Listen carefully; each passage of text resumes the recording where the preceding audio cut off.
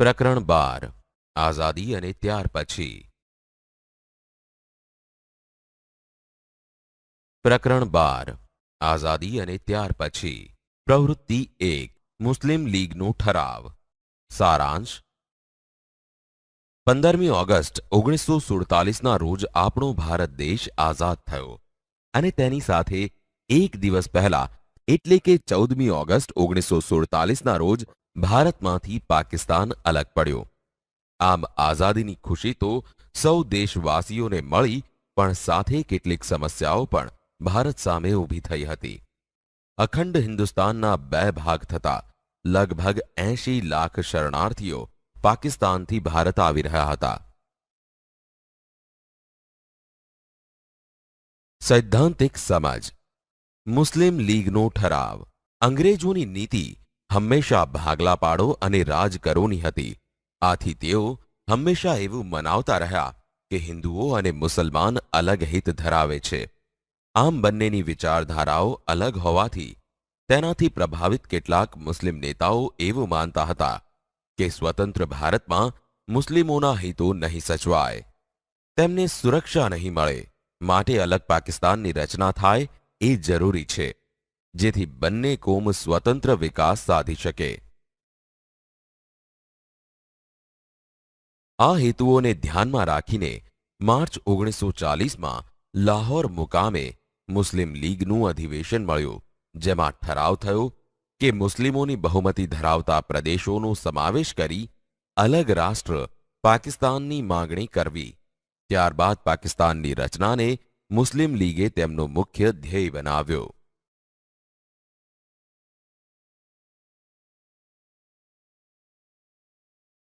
Mount batten યોજના.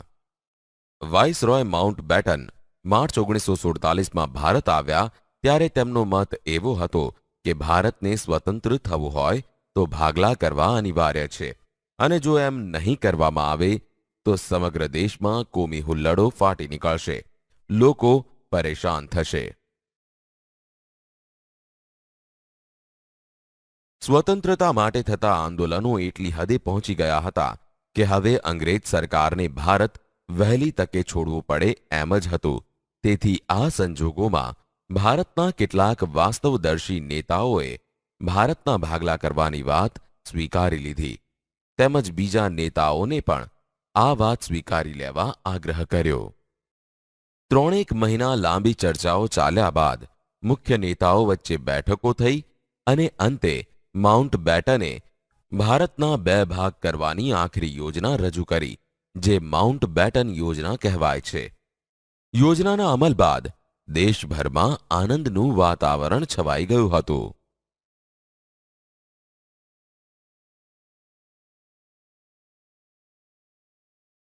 હિન્દ સ્વાતંત્ર્ય ધારો 1947. સારાંશ.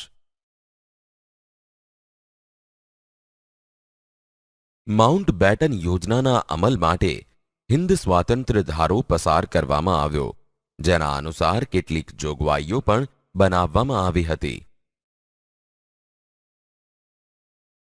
સૈદ્ધાંતિક સમજ. માઉન્ટ બેટનની યોજના અનુસાર બ્રિટિશ પાર્લામેન્ટે હિન્દ સ્વાતંત્ર્ય ધારો પસાર કર્યો. આ ધારાની જોગવાઈઓ અનુસાર હિન્દુસ્તાનનો ભારતીય સંઘ અને પાકિસ્તાન સંઘ એમ 2 ભાગમાં વિભાજન કરી સ્વતંત્ર કરવામાં આવે છે. દરેક એકમો પોતાનું બંધારણ ઘડીને અમલમાં મૂકશે. હિન્દના રજવાડા પોતાની ઈચ્છા અનુસાર ભારતીય સંઘ કે પાકિસ્તાન સંઘ સાથે જોડાઈ શકે છે, અને જોડાવા ન ઈચ્છે તો સંપૂર્ણ સ્વતંત્ર રહેવાની છૂટ આપવામાં આવે છે.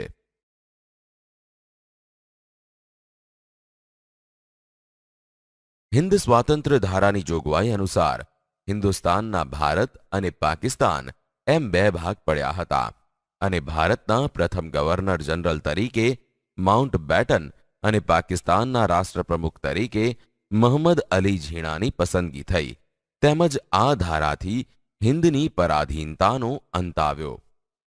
ઈસવીસન 1857થી સ્વતંત્રતા માટે લડનાર ભારતીયોને આઝાદી મળી. પાકિસ્તાનમાં સિંધ, બલુચિસ્તાન, પશ્ચિમ પંજાબ, સરહદ પ્રાંત અને પૂર્વ બંગાળનો સમાવેશ થયો, જ્યારે બાકીના પ્રદેશો ભારતમાં રહ્યા.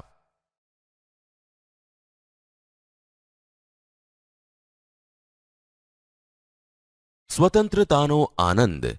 ભારત સ્વતંત્ર થયું અને સમગ્ર દેશમાં આનંદનો માહોલ છવાઈ ગયો, કારણ કે કેટલાયક વર્ષોની ગુલામીમાંથી અને કેટલાય ક્રાંતિવીરો તેમજ લોકનેતાઓના બલિદાનથી આઝાદી મળી હતી. આ ઉપરાંત કેટલાય નામી અનામી લોકોએ પોતાની શક્તિ કરતાં પણ વધુ યોગદાન સ્વતંત્રતા ચળવળમાં આપ્યું, જેના કારણે આપણને સ્વતંત્ર દેશના સ્વતંત્ર રહેવાસી તરીકેની ઓળખ મળી. ભારતના પ્રથમ વડાપ્રધાન તરીકે શ્રી જવાહરલાલ નહેરુએ દિલ્હીના લાલ કિલ્લા પરથી બ્રિટનનો યુનિયન જેક ઉતારી તેને સ્થાને ત્રિરંગો ધ્વજ ફરકાવ્યો. આખો દેશ સ્વતંત્રતાની પ્રાપ્તિની ઉજવણીમાં રંગાઈ ગયો.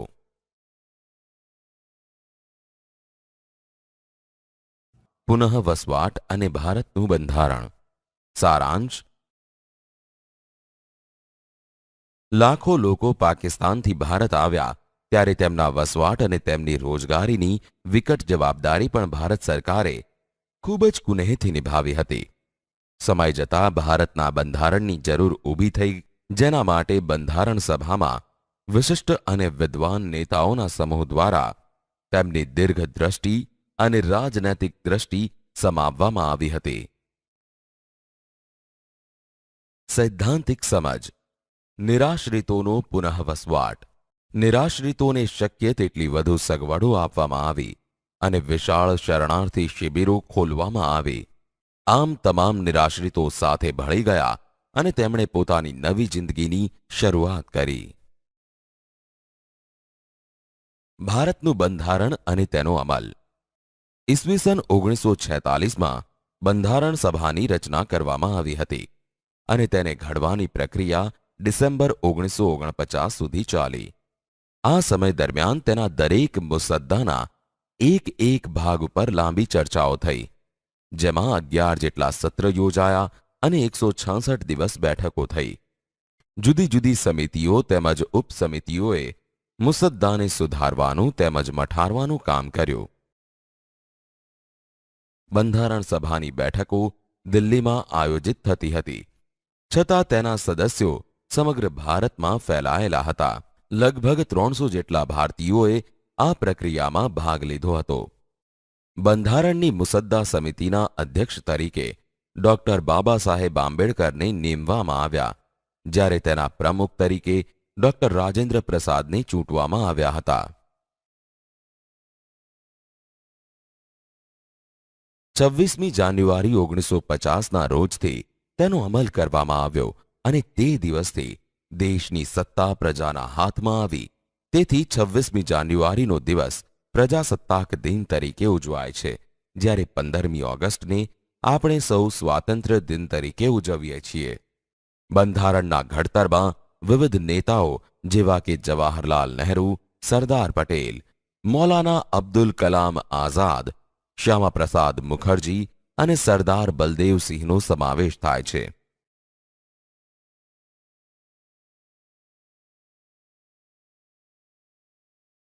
અંગ્રેજ ગવર્નર જનરલ માઉન્ટ બેટન નિવૃત્ત થઈને સ્વદેશ પાછા જતા રહ્યા અને ત્યારબાદ ચક્રવર્તી રાજગોપાલાચારી ગવર્નર જનરલ બન્યા હતા.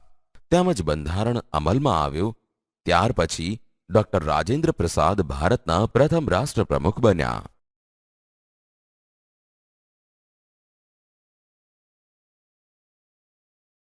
વિદ્યાર્થીઓ, આ પ્રકરણ અહીં સમાપ્ત થાય છે.